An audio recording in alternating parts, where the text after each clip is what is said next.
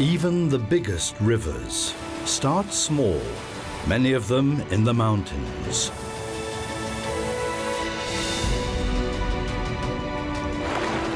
Wild, churning, teeming with life.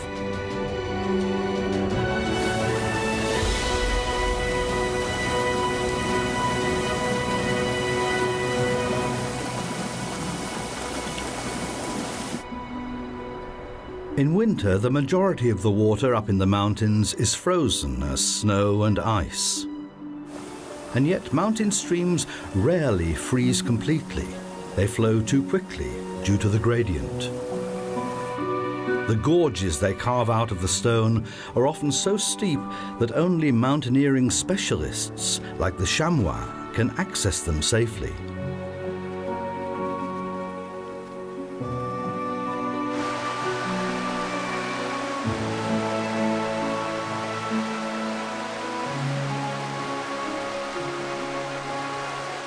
Thanks to the speed of their flow, mountain rivers often provide refuges in the winter for animals that would perish in places where everything freezes solid. The white-throated dipper is one. Hardly any other bird is as much at home in fast-flowing waters as this one. It dives for insect larvae that are plentiful in such clear, oxygen-rich waters as these.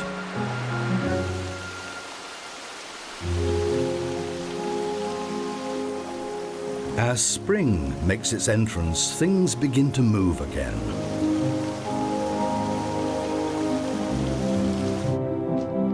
The chamois have survived the worst of it.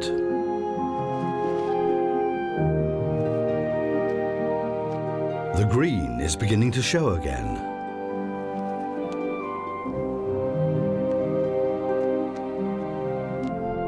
The water may not yet be free of ice, but the toads already feel the need to return to the waters where they originally hatched.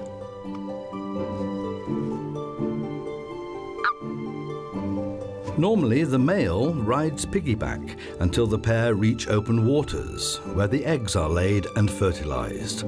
But this trek across the ice is obviously taking too long.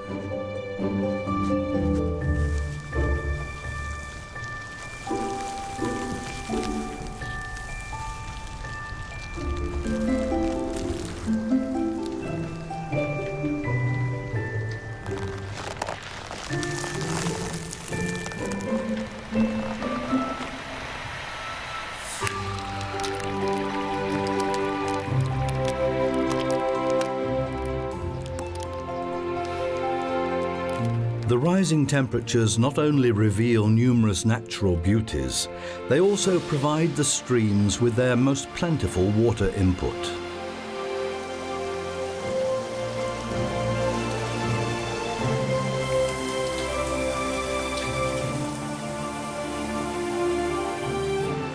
They're fed by meltwater from all sides, and it's now clear why they're called whitewater, even on more gentle slopes.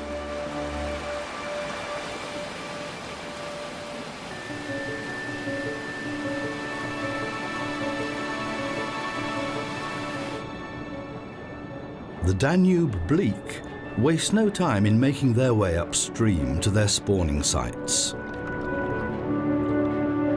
They spend the rest of the year in brackish areas in the lower parts of the rivers and estuaries.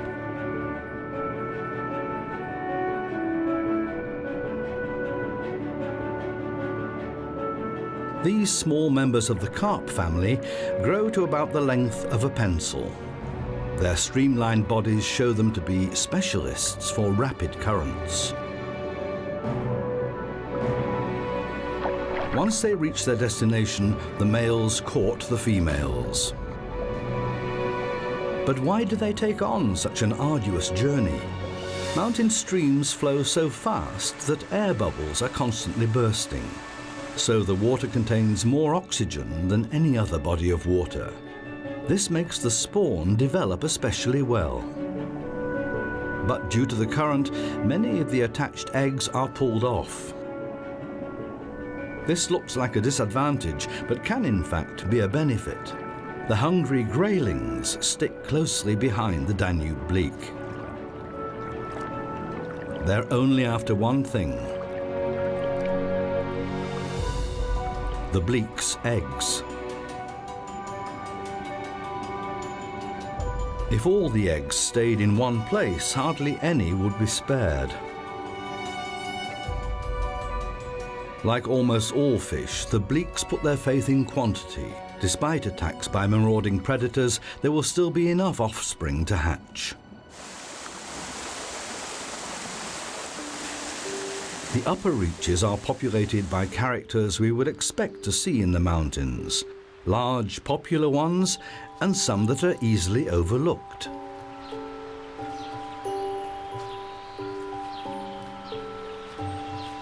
The Alpine salamander likes a moist environment, but lives mostly on land. All over the region, all species are involved in family planning. The rare Camberwell beauty is no exception.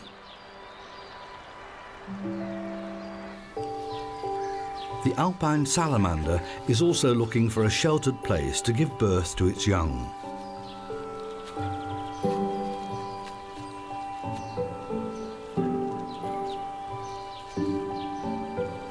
This is the only amphibian that does not lay eggs, but gives birth to live young.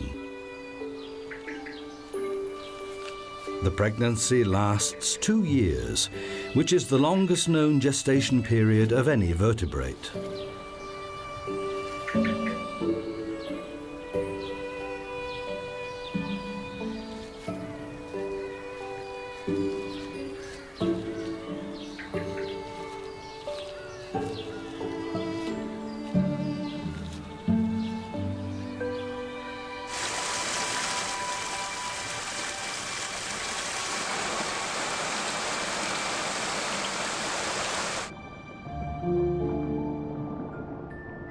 This particular fish is always to be found in clean mountain rivers, the River Trout.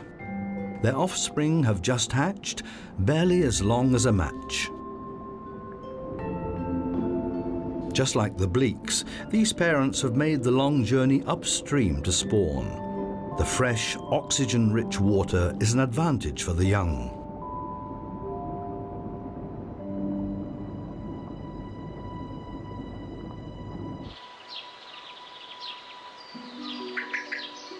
Even mountain streams sometimes take it easy.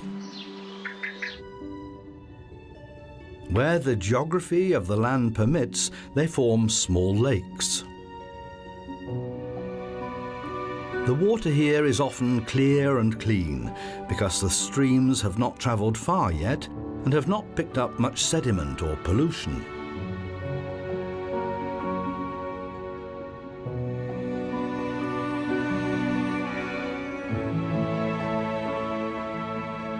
The list of inhabitants changes as the water changes. Floating sediments settle and provide a base for the first aquatic vegetation. The oxygen levels are too low here for the specialists from the upper reaches, but the European perch, on the other hand, need waters rich in nutrients and can get by with less oxygen. Algae are an unmistakable sign that the lake is far more nutritious than the upper reaches of the stream that feeds it.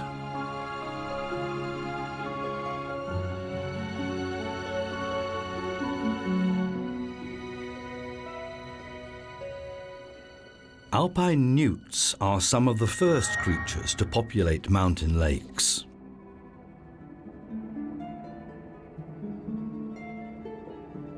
They're underwater hunters, and mosquito larvae are their favorite titbits. The male's highly colorful appearance indicates he is in mating mood.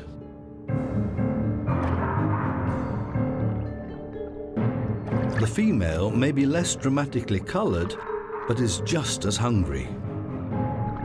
Well fed, the two will retreat to the protection of the algae jungle to mate. Insect larvae have a hard time. They're surrounded by predators. The great diving beetle is one of the most feared. Once caught by its raptorial forelegs, There is no escape.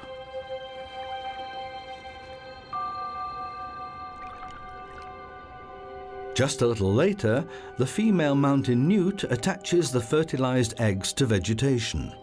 Not in great clutches like other amphibians, but each one separately and lovingly positioned. Up here, the eggs are relatively safe from the caddisfly larvae, because they drag their home around with them, which makes climbing a problem. As soon as they hatch, they build their protective cases from small pebbles stuck together with secreted silk. The case is not only protection. Due to its weight, it ensures the larvae are not easily swept away.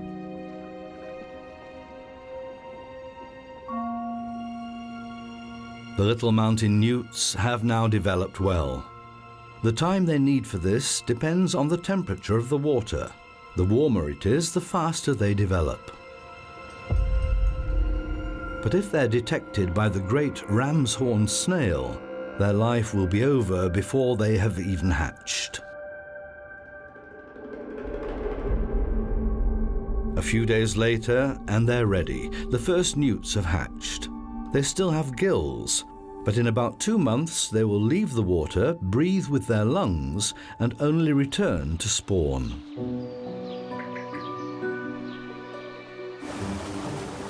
The mountain torrent changes character once again. Mountain rivers are more diverse than all other inland waters.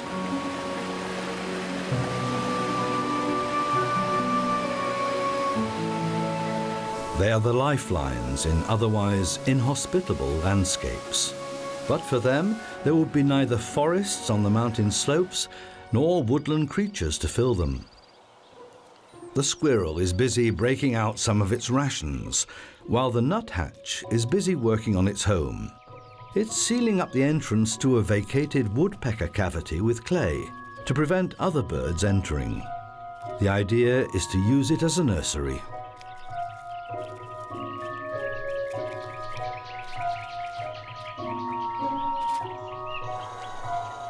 The squirrel, an adept climber, does not always find all its hidden larder, which contributes to the spread of oak and hazelnut trees. The nuthatch benefits in many ways from the nearby brook. On its banks it can find moist clay and numerous insect larvae with which it can soon feed its brood.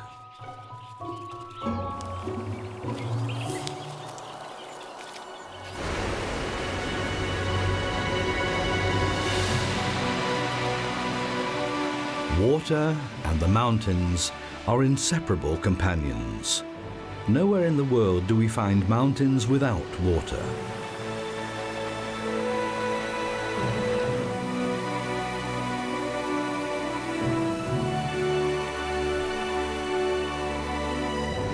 In the meantime, the water dipper chicks are almost fledglings, but still depend on what their parents pick out of the raging waters. These courageous little divers do not dive straight into the waterfall, however. They aim for the less turbulent waters at the edges.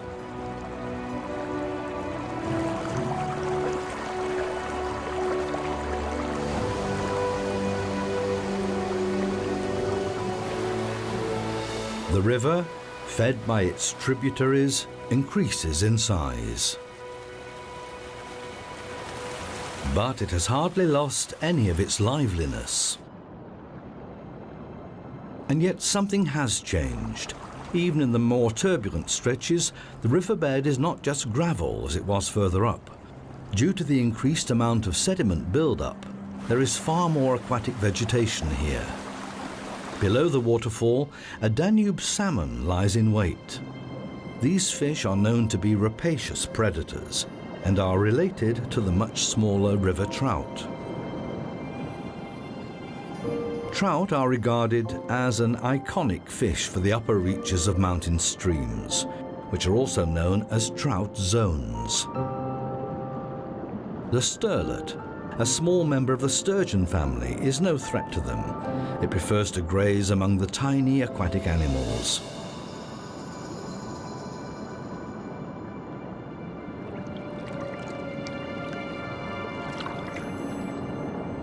The slightly smaller graylings join them. They are also regarded as iconic fish. The grayling zone lies below the trout zone and is much more nutritious. But what has attracted all these fish to this point?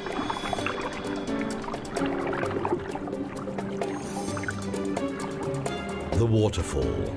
It carries innumerable nutrients straight to their dinner tables.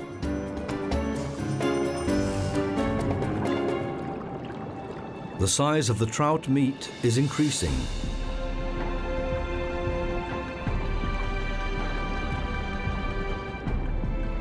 Their colouring, that looks so obvious at first sight, is really camouflage. Lurking on the gravel bottom, they're hardly visible. But they can't escape this one. The Danube salmon does not even stop at relatives.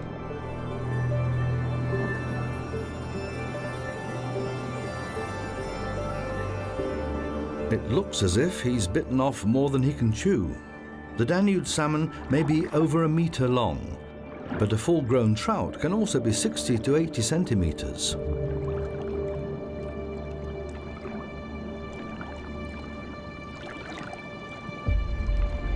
The Danube salmon is a typical inhabitant of the grayling zone, but is now a highly endangered species due to water pollution and bank straightening programs.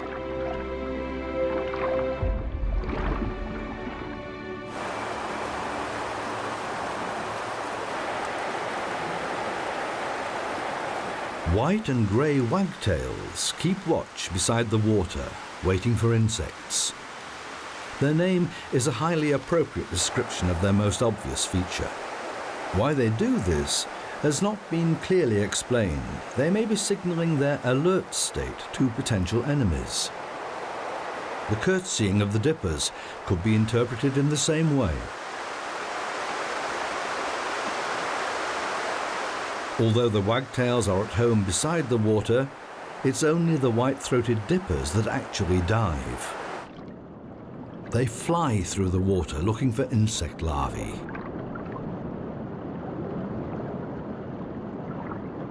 A dive typically lasts 10 seconds and occasionally up to 30 seconds.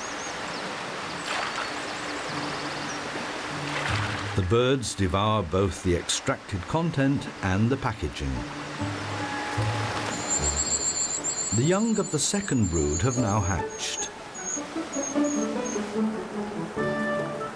The jet black cap shows clearly that the male wagtail is in its wedding attire.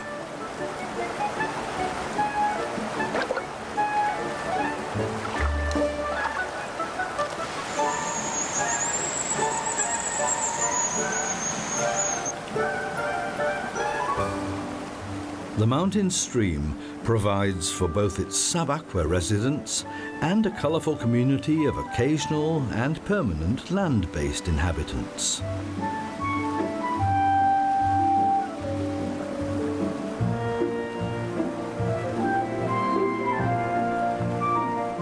There's plenty to go round for all here.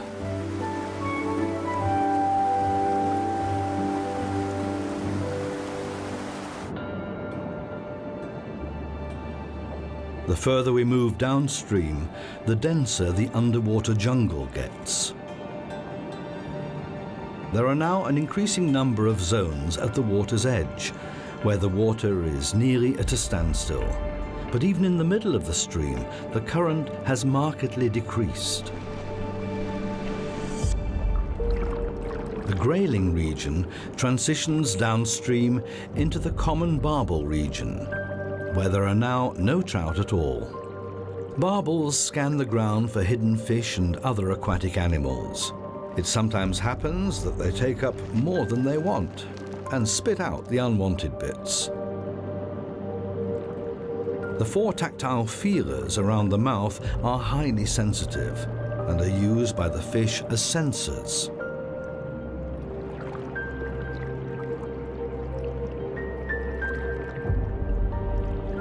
The number of common barbels increases gradually in particular if there's a lot of gravel on the riverbed. These fascinating fish will soon start to deposit their eggs.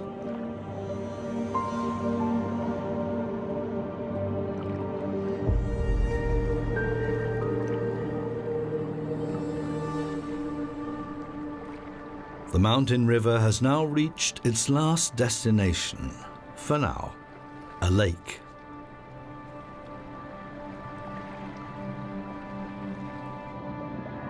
The thunderous whitewater torrent has given way to deep, still waters.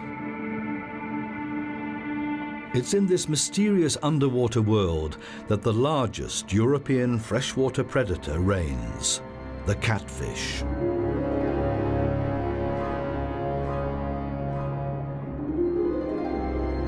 Catfish are wary of the light and hide out during the day to go hunting at night. They are inveterate loners, each occupying its own territory.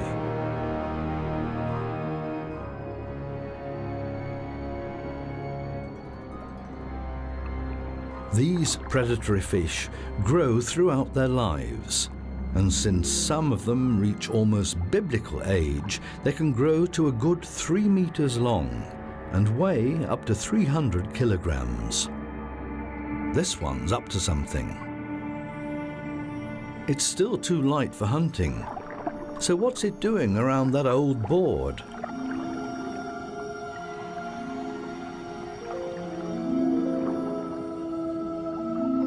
It's obviously using it as a back scrubber to remove annoying parasites.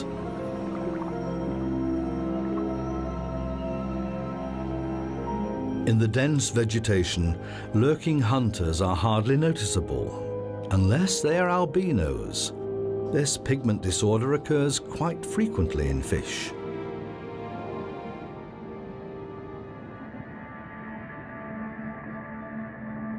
But there do seem to have been enough fish that have not detected him in time. Otherwise, he could hardly have reached this impressive size.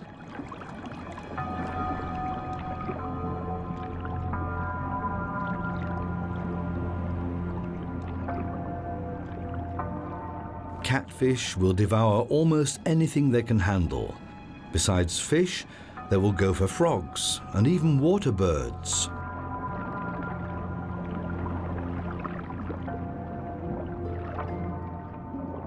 When a crowd of loners meet like this, there must be a female in the vicinity. If the couple mate, the male will watch over the spawn until the youngsters hatch.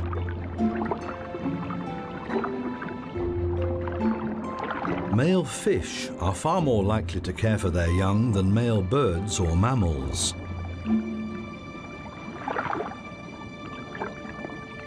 Another lake dweller is also on the lookout for juicy fish, even if one does not expect it to, the eel.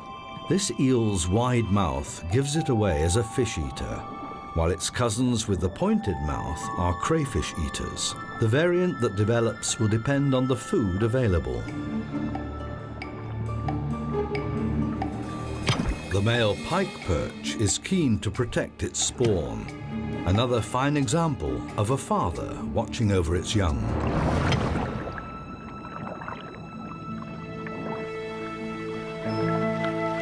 The crested grebe does not look like a threat, yet. That may change very quickly. The crested grebe is known to be an excellent diver and searches underwater for its meals.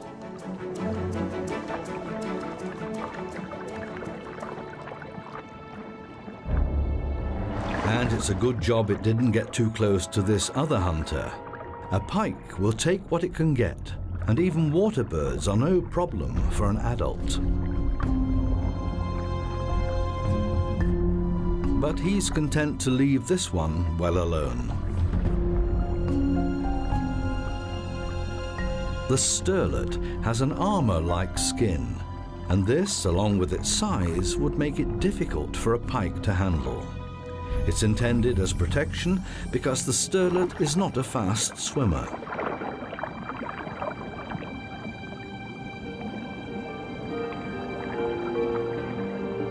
Like many bottom dwellers, its mouth is on the underside. It picks up small creatures from the sand and filters out any unwanted items through its gills.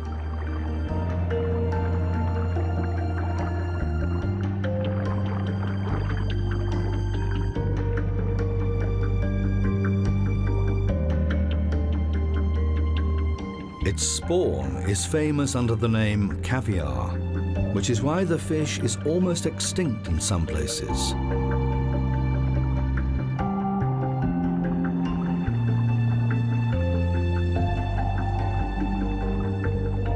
The tench employs a similar eating technique. This fish is the opposite of the trout, which loves cold, oxygen-rich water and lives in the upper reaches of the stream, while the tench prefers to be at the bottom end.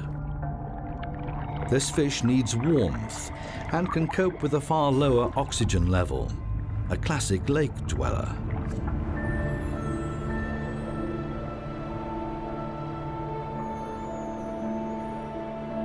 When night falls on the Alpine lake, the predators come out.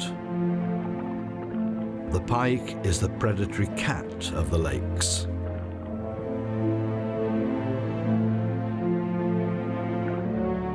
Without kicking up much of a stir, it sneaks up on its prey and pounces in a flash.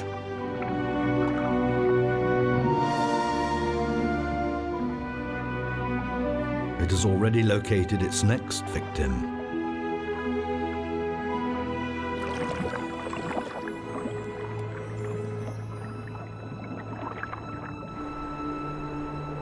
A few weeks later, winter often arrives overnight in the mountains.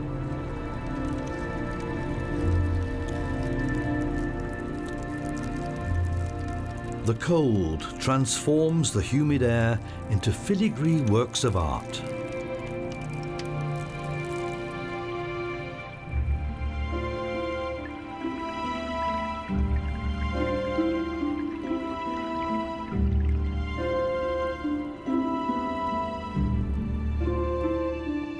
Soon the whole lake will be covered with ice.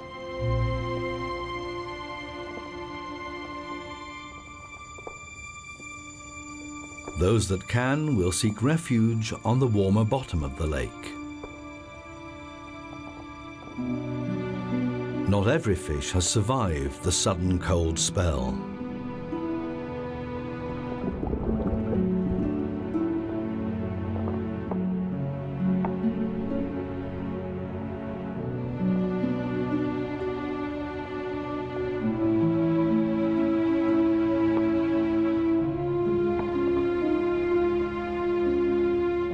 The lake is rigid and still.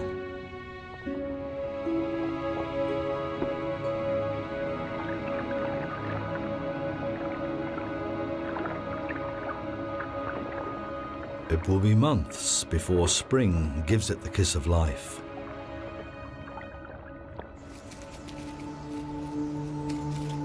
The upper reaches have been in winter mode for some time.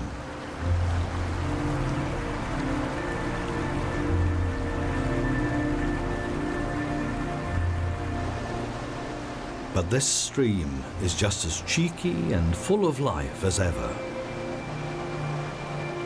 It will once again ensure that the white-throated dipper finds enough to eat throughout the winter.